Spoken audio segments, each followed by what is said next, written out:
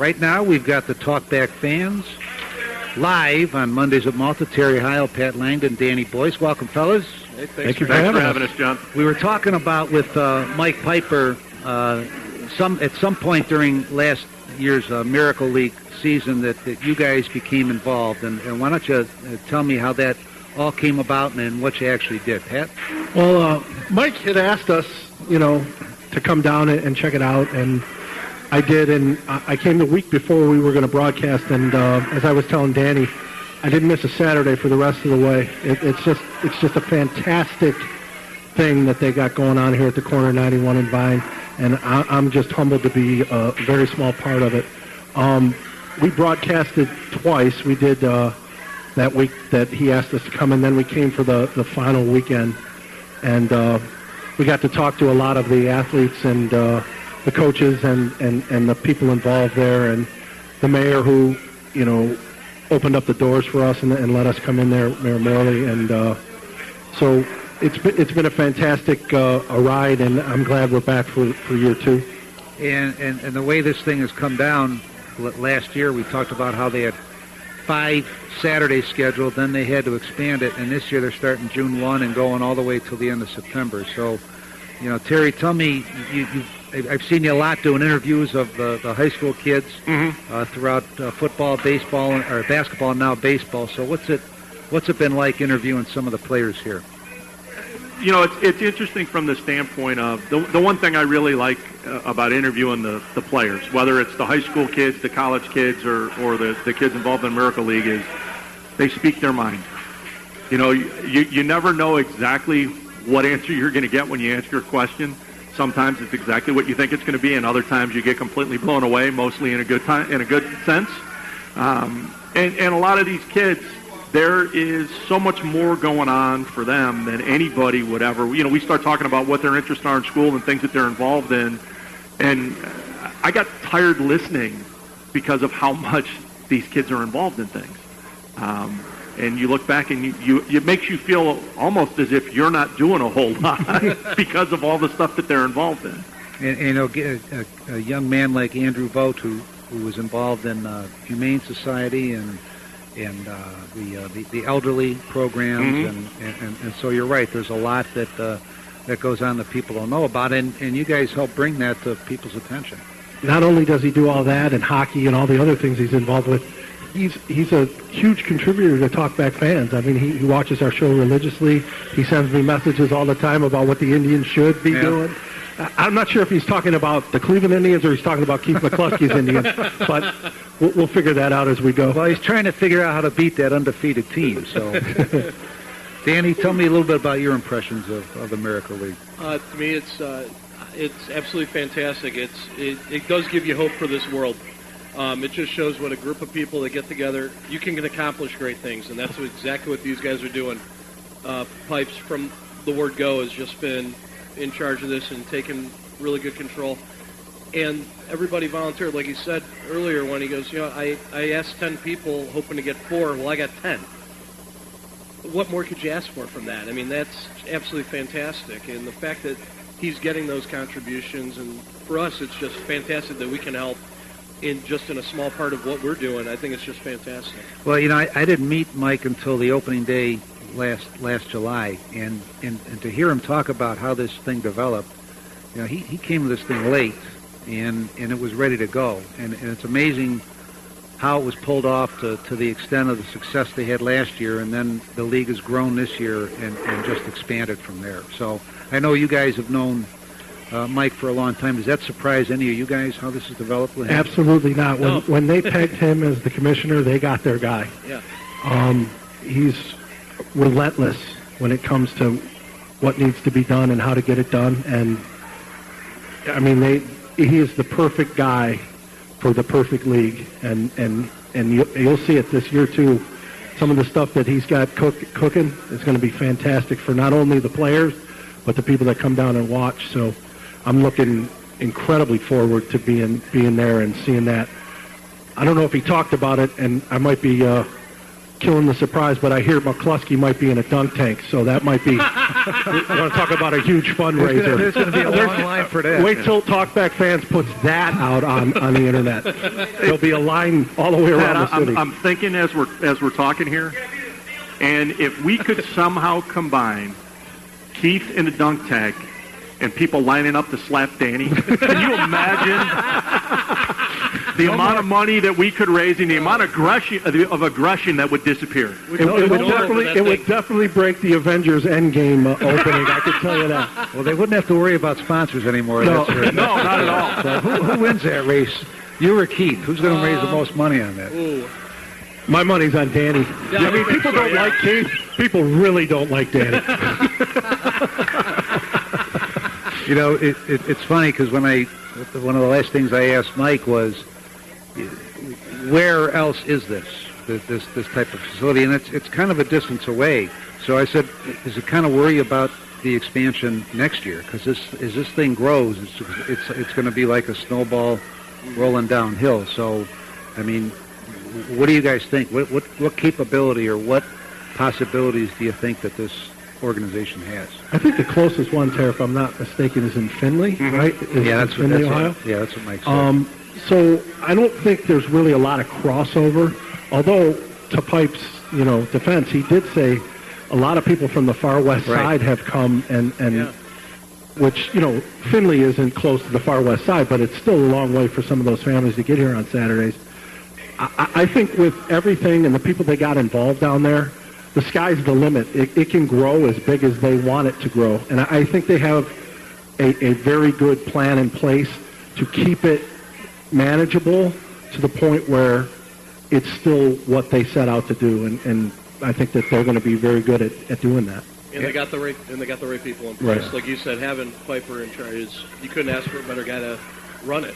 And the interesting thing is some of the people, such as Jeff Savage, who really didn't know anybody, he just sent an email to Judy Moran, and here he is managing for the second time. So it's bringing people who go beyond what Mike and Keith and that neighborhood. And I do want to say, a guy that Terry and I played with, Brian Landsman, he was the volunteer or buddy of the year last year. I don't know if they spoke about him at all during the little setup here, but Brian basically saw an ad for the Miracle League at a Rotary Club luncheon and decided he wanted to get involved. And he stepped up, and I mean, he was part of the Rockies group, I believe, last year. And, if you know Brian, he played baseball at SMU. I mean, a fantastic ball player. And when I was just talking to him a little earlier, he said, what's really great is this group of players wouldn't get a chance to play this game without this. So here's a guy that has been all over the country playing ball, and he understands the importance of what they're doing. And I think that that's one of the biggest things that the Miracle League brings is the ability to play what I consider the greatest game in the world. Amen. To everybody that wants to play it. And, I'm with them 100%. Whatever they need from us, they're going to get. Mike talked about how between the field and the playground was about a $2 million project, and I'm sure there would like to be other places that could develop this, but it's tough. It's tough to get that going, and I know they had some struggles early on with getting the fundraising going, but as the momentum gained, you got more and more people coming on board. The biggest thing is getting started. Once you get it started, as they've shown, you get the people involved, and you're showing when you show that you're doing great things, the people will follow and the people will go along with it, and you're going to get that support. And I mean, it's living proof right over here. So go ahead. I was just going to say, from a sponsorship perspective, I would ask anybody that has sponsorship money to come down on a Saturday and see what I saw. It's not a hard check to write. It's really not. Keith and Mike brought up the fact that, with all the sponsors that were out there for slow pitch softball years past, like Pepco, that some of those guys have stepped up. So the Borkies are a sponsor of ours. You could write a book on how great the Borkies have been for not only Lake County but Greater Cleveland as being involved with a lot of sponsorships of things. So it doesn't surprise me that they're going to be here year 2. All right, so the TalkBack fans have continued to grow. You guys, you got every Tuesday you're still at Lino's, and it's been a couple weeks since I checked in, but I like to see what's going on. And ask these guys. It's been a couple weeks since I checked. well, they said you checked out a long time ago, Dennis. I don't know what that's all about. But so I've seen you guys doing a lot of high school baseball. Was that Classic yesterday? Yeah. Was that? You had a bunch of games there. So what's in store in the near future for you guys? I think the biggest thing in the near future for us is we have to finalize what we're going to do for football. And the reason why that's in the near future is because the approach that we've taken is we've tried to take advantage of the fact that the state gives these high school football programs 10 days over the summer. You know, with the way that we do things where we're going to the schools, we're going to the facilities, we're going out to see the teams, and we're looking to expand our list from 9 last year, which actually ended up being, when you count a little bit of college football we covered, to about a dozen, to try to encompass as many of 30 different teams as we can. Yeah. You know, can we get out and do a preview of every one of those programs? That might be challenging, but we're going to get to as many of them as we can. We're going to cover as much football as we can. I mean, we're a little bit limited by the size of our group, a little bit limited by the fact that, you know, my son still has 1 year of eligibility in college left. So when UC's at home, I'm going to be down there. Hopefully he's playing a little bit more this year, and I'm traveling with them as well. That's going to make things a little bit more difficult with the size of what we have. But we really think that football and basketball are our sweet spots. We're very committed. We've built a lot of really strong relationships with coaches, but especially with athletic directors. And they seem to really be, you know, buying into what we're trying to do. And I think that what we're doing is just a little bit different than what anybody else is doing. It's kind of an amalgamation, not the word of the day, Not the word of the of what a lot of different media outlets are doing, kind of combined. I don't think anybody's doing things exactly the same way that we are. Right. And so, you know, we're getting to the point where we have to kind of whittle that list down a little bit to say, okay, exactly how are we going to do this? Because it's time to start reaching out to coaches. If we want to sit down with people in early June, Right. through June and July, which last year there were a couple coaches when we reached out are like, really, you want to do this when? Our season doesn't start until the end of August. And our approach was, we know that once you get to August, it's doubles. We know that you've got scrimmages. You get a little bit further into August, kids have school starts, and then the season starts. We want to really get out in front of that and get out in front of doubles and get out in front of really when their schedules were really going to start to get real hectic, and say, hey, look, we'll make this easy for you. We'll come to you. We'll set up at the school. We'll set up in the track, which is what we did in a lot of cases. Yeah. We'll come out, give us a table, chairs, access to power, and, you know, give us a couple of assistants, the head coach, give us 3-4 players. We'll spend an hour and 10 minutes, and we'll go from there. And for whatever reason, people gravitated towards it. And they really liked what we did. And you really fill a void because the News Herald isn't what it used to be from the standpoint of coverage of high school. It used to be fantastic. The Plain Dealer used to be there. They're no longer, at least out here. Mm-hmm. Yeah. You know, they'll cover Eds and St. Ignatius and a couple other teams, but not much. So you guys really do fill a void that is not covered in any other way at this point. And especially the way we do it, because, like Terry said, we are different from what a lot of the other outlets do. And I think that is something we strive for. We want to be different. We don't want to do it's one of the things that we've kind of talked about was, and I know I've mentioned it, how can we be different but still put out a good product?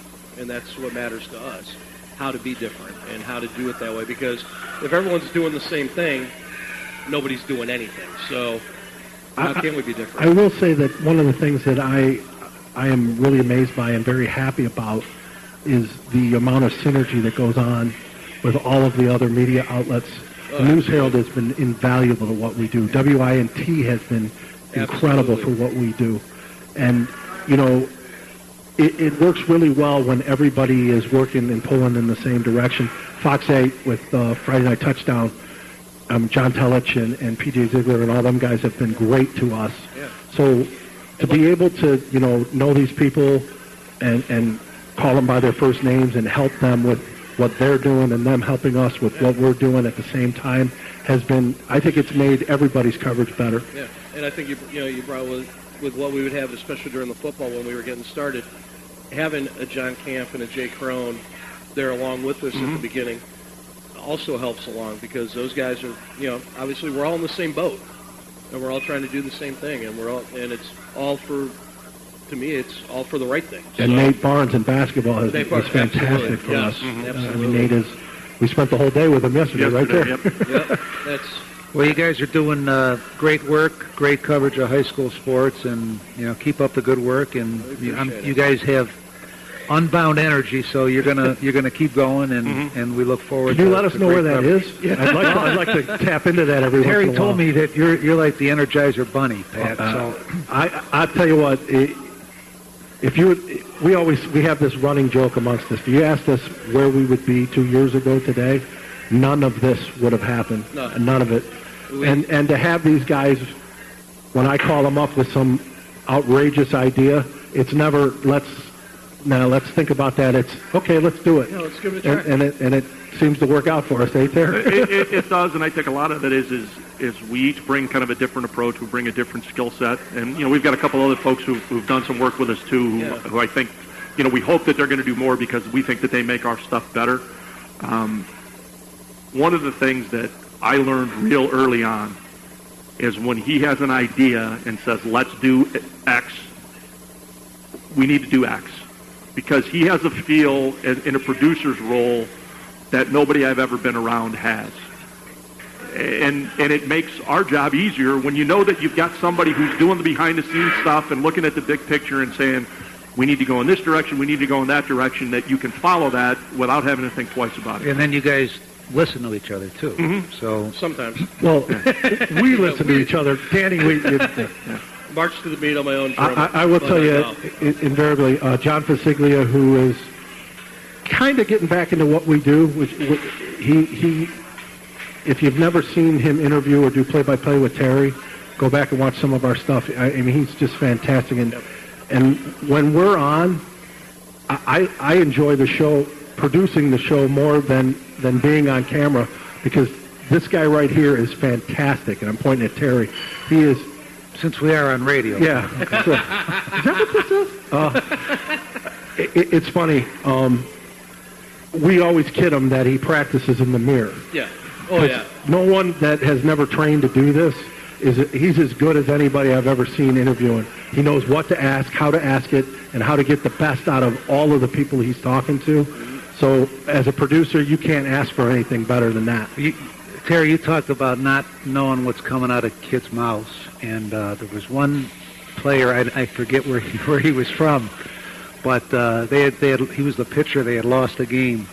And you talked about what they needed to be to be more successful, what they needed to do, and he said, score more runs and make less errors. Yeah, that's the Lakeside. So, I tell you what, he pitched really well that day too, right there, Yeah. and he knew where it came off the rails for him.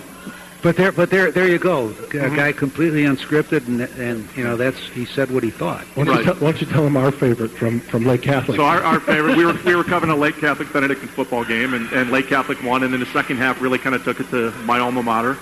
And that was a shame, by the way. But well, it is what it is. We asked Carson McNally, did you see something on the field that you didn't see on film? Yeah.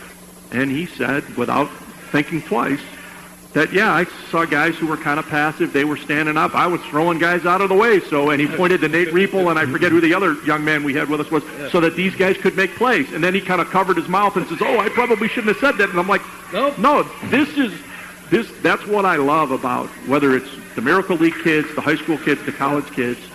And that's why I go in, and I'm not scripted. I had a player who I know struggles with ADHD, who asked me, he says, can you ask me the questions before we go on the air? And I said, I don't have them scripted out. I'm a read and react person. I said, I'm going to ask you about the game. I'm going to ask you about things you did well. And I'm going to ask you about the future. Interview went fine, no problems. Where I think sometimes people have a set of 3 or 5 questions. We've gone in, Danny will tell you because he was there, we've gone into some tough situations. Oh, yeah. Where I feel fortunate enough to have read the situation correctly, where I said, I'm going to get 2 questions in, and it may end right there. Yeah.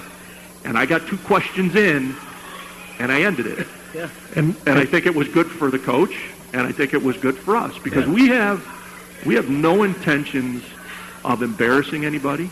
Or putting anybody in a bad light. Anybody in a bad light. It's not about us. And this is where I think there's crossover with what we do with our normal stuff and what we do with the Miracle League is, at the end of the day, it's all about the people who are out there performing. It's all about the kids. We may be irreverent in how we do things, but we respect the game, we respect the coaches, we respect the players at all levels. And you're catching those coaches raw, too, after Oh, you yeah. interview one after a loss, and that's what makes it tough. And I just was going to say, there was a situation with one coach. We've been very lucky. Most of the time, we don't follow anybody. We usually get first crack at them. But in this particular situation, we got to follow somebody. And the questions that gentleman asked and the answers he got were 2 completely different things when Terry got in front of him. Because Terry asked basically the same questions, but differently. And the amount of trust that we have been given has really let these coaches and these players know that they can say whatever they want to say, because we're not going to twist it. We're not going to go back and edit it. We're not going to do. If there's situations where it's just bad, then yes, of course we'll fix that.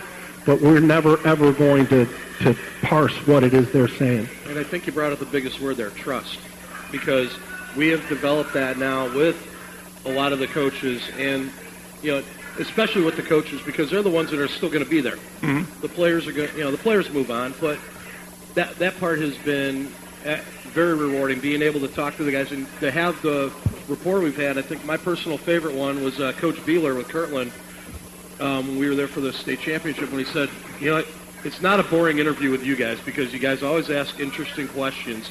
It's not the same old, which I thought.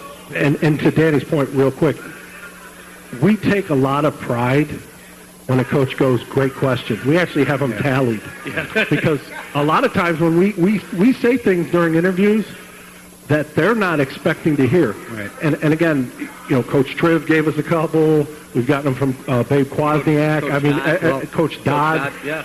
I mean, all the coaches we've talked to. Terry, you mentioned Carson McNally. It just so happens that this week he's with me all week on his senior project, so I'm going to tell him that tomorrow. Yeah, no, and again, absolutely, it's one of the things that you take some joy in, because he was comfortable enough to speak his mind, say what he wanted to say. Well, wrapping it up here, first of all, thanks for all the times I've asked you to come on. You came on. Greatly appreciate it. Appreciate it.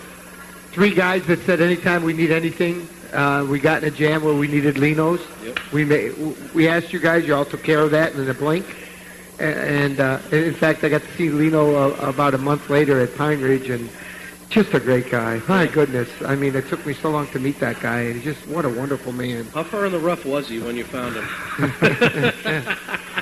But I just want to thank you for all that you guys do. You really do a remarkable job, and thank you. And I love thank it. You guys. It's just going to get bigger and bigger as we move forward. Mm-hmm. To see you involved with this Miracle League, I think it's phenomenal. And we're thankful for that. That's when Piper asked us, that was absolutely fantastic, and we love doing it. And Pat, you're keeping the Softball Hall of Fame very fluent, and I know your dad's smiling and having great job at the Hall of Fame. Let our listeners at home what days it's open. It's an amazing facility, just amazing. Well, we are going through a little bit of a transition, which I'm not going to get into right now, but I can definitely forward you the information once we get everything settled. As far as the organization goes, it's very strong. Keith McCluskey is one of the guys that's on our. They not only let him in the Hall of Fame, but they let him be part of what we do from an organization perspective, and it's it was my dad's dream. The reason I'm still in it is because it was, and the group of people that I get to work with on a daily basis in that project is just much better than the guys he works with on Tuesday nights. But but funny, not any less drinking in some of the cases. So But again, great job and great job, guys. I really, really appreciate anything you've done for us, and you guys. And you guys have an open invitation any Tuesday night. We just reach out. We'd love to have you on our show. You know, Just to talk about John and I talk quite a bit. Message back and forth. Rosen went to Miami instead of Washington, which was And they got it. They wrangled the two out of him. right. It's amazing. what amazes me about him, what his knowledge with music. What is up with that? Oh, well, music. We could talk music all day. We were long. going back and forth during the draft. I said somebody's going to pay a 3 for Josh Rosen, and Pat thought a 5, but there's always a sucker out there for a halfway decent quarterback. That's always Danny Danny. always says only need All one. you need is one. Whenever you and there think was one. somebody's not going to get the trade or somebody's not going to get the money, Danny always reminds us, nope, you only need one idiot. All right, I want to remind our listeners this is our last show, and finishing up our 15th year, and we'll be back August 19th with our football preview show. You guys are more than welcome. It'll be at the Happy Moose with all our local teams. And we couldn't do it without our sponsors, Jack Borky, Pepco, just remarkable. Clements Construction, they'll be doing my roof, so you'll be able to come over to my house and see the roof and the job that they do. Hearing that they're going to do the facility over here, they're going to build a pavilion. That's Mike Klemick, that's Sue Klemick. They bleed the colors of kids because they're always helping all the schools. It's just not Lake, it's all these schools around town. Matrix Tool Machine, Rich Wilson, another great guy. Menor Family Foods, PJ Conway, just in the News Herald with Mickey Coyne, a great article about PJ. Forenza Stone, Mike Fimiani. If you want granite, marble, engineered stone, Mike Fimiani's the best in the business. Missy in the South Hall of Fame, and Dubrovnik's Croatian Home. I was just there Saturday night for East Lake North Hall football raffle, a great facility. There are 5 people that never miss a show, and a shout-out to them. Gabe Nish, Jeff Halkerston, Gary Fink. You remember Gary Fink? Chief Police of East Lake. Chris Harold, Ray Malavic's best friend. And my wife, Mary Beth. 15 years in, she's never missed a show. Thank you, honey, and I love you. A great show here tonight. We've never had them on before, but it's not going to be the last time. They were amazing. Amazing show here at $2. Thank you, Herm, for having us. Glenn Foley, there's nobody better as an engineer than you. Thank you for having us 15 years and 15 more, I hope. And I plan on keeping it up. there you go. All right. We're going to be on that ship one of these days. He owns this huge ship. We're going to do a show from there. And Scott? Me and about 1,500 other people. Scott, we appreciate Feltus Beckett turning the dials. Thank you. Thanks to Samet's family. Good night for now.